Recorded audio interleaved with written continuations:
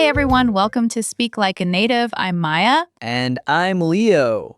Let's get into it. So, Leo, I want to ask you something. Think about the last time you were in a group project at work or in school. How did you delegate tasks? How did you ask other people to do things? Man. Honestly, I think I just said something like, hey, I need you to do the slides. Or, can you handle the research part? Right. And how did people react? They did it. But sometimes it felt a little awkward, like I was telling them what to do instead of asking. Exactly. And that's the thing, Leo. A lot of non native speakers and even some native speakers make this mistake. They sound like they're giving orders instead of collaborating. Today, we're going to fix that. I need this. Seriously. You and millions of other learners. So here's the big surprise.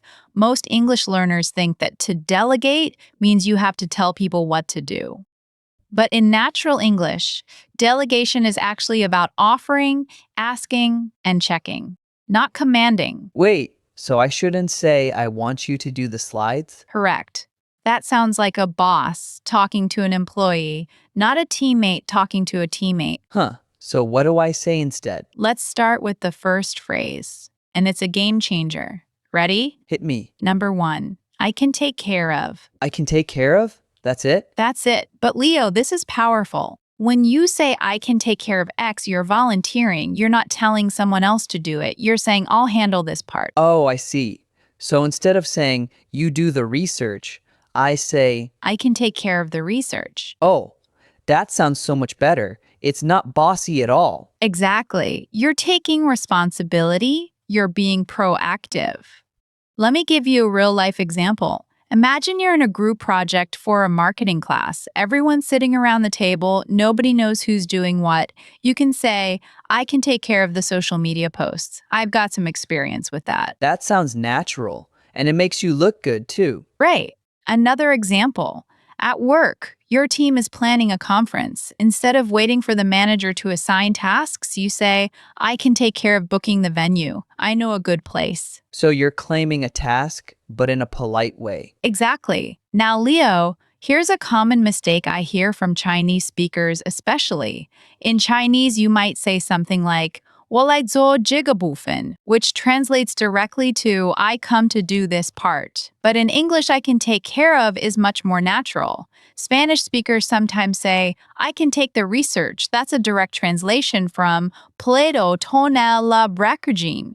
But we say take care of. Take care of sounds more responsible somehow. It does. It implies you'll handle it completely. You're not just doing a task, you're owning it. Okay, I'm already using this tomorrow. But what about when I need to ask someone else to do something? I can't always do everything myself. Good point. And that brings us to our second phrase, what's your availability? What's your availability? Not when are you free? You can say when are you free too, but what's your availability sounds more professional, more organized. Let me explain the difference. Please do. When are you free is casual. You use it with friends. Hey, when are you free for coffee? That's fine.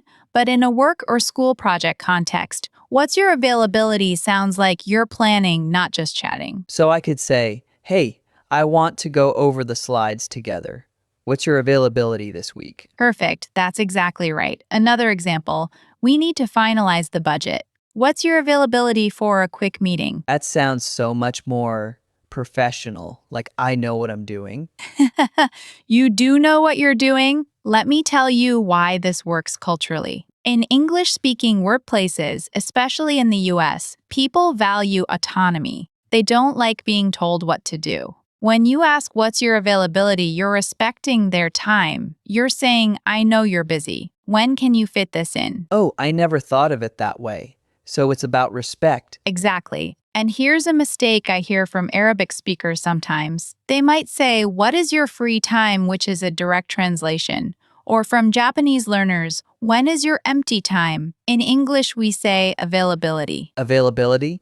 Got it. I'm writing this down. Now, the third phrase is one that most learners get wrong. And Leo, I think you might be making this mistake right now. Oh no. What is it? When you need something from someone, how do you ask for a deadline?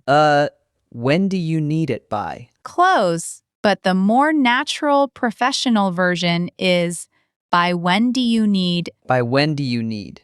So instead of when do you need the slides, I say, By when do you need the slides? okay, that sounds different. What's the difference? Let's think about it. When do you need it is a bit vague. Are you asking for the exact day, the exact hour? By when do you need it specifically asks for the deadline, the latest possible time. So it's more precise. Exactly. And it sounds more professional. Here's an example. I'm finishing up the report. By when do you need the final version? That's clear. You're asking for a deadline, not just a time. Right. Another example. I can start on the design this weekend. By when do you need the first draft? Okay, I love this. But Maya, is this really that different from when do you need it? It is, and here's why. When do you need it can sometimes sound like you're questioning the person's plan. By when do you need sounds like you're aligning with their schedule. You're being proactive. I see. So it's a small change, but a big difference in tone. Exactly. And Leo, here's where most learners mess this up. Some Spanish speakers say para cuando lo necesitas, and they translate it as for when do you need it. That doesn't work in English. The correct phrase is by when do you need it? By when, not for when. Correct.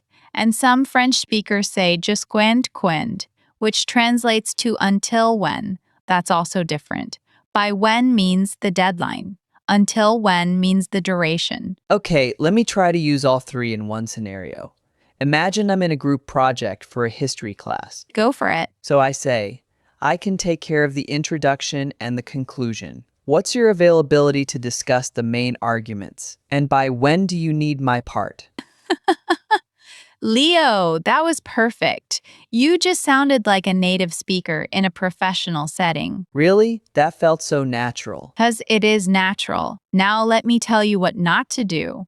Because there's one trap almost every learner falls into. What's that? The word want. When you say, I want you to do X, it sounds like a demand. Even if you smile, even if you say please. The word want in this context is very direct. So I want you to finish the report by Friday sounds. Like your boss micromanaging you. Instead, try, by when do you think you can finish the report? Oh, that's so much softer. It's a question, not a command. Exactly, and the person feels respected. They feel like you trust them to manage their own time. That makes so much sense. Because nobody likes being told what to do. Right. Now let's do a quick practice round. I'm going to give you a situation, and you tell me which phrase to use. Ready? Ready. Situation 1. You're in a group project for a science fair. You want to volunteer to build the display board. What do you say? I can take care of the display board. Beautiful. Situation 2. You need to meet with your teammate to practice the presentation. You want to ask when they're free. What's your availability for a practice session this week? Perfect. Situation 3. Your teammate just said they'll write the script. You want to ask for the deadline. By when do you need the script? You're a natural, Leo. I feel like I just leveled up my English. You did. And here's the thing. These 3 phrases work in almost any situation. School projects, work meetings, volunteer events, even planning a trip with friends. So let me review. I can take care of to volunteer. What's your availability to ask about time? By when do you need to ask for deadlines? That's your toolkit. And remember, in English, good delegation is not about telling people what to do.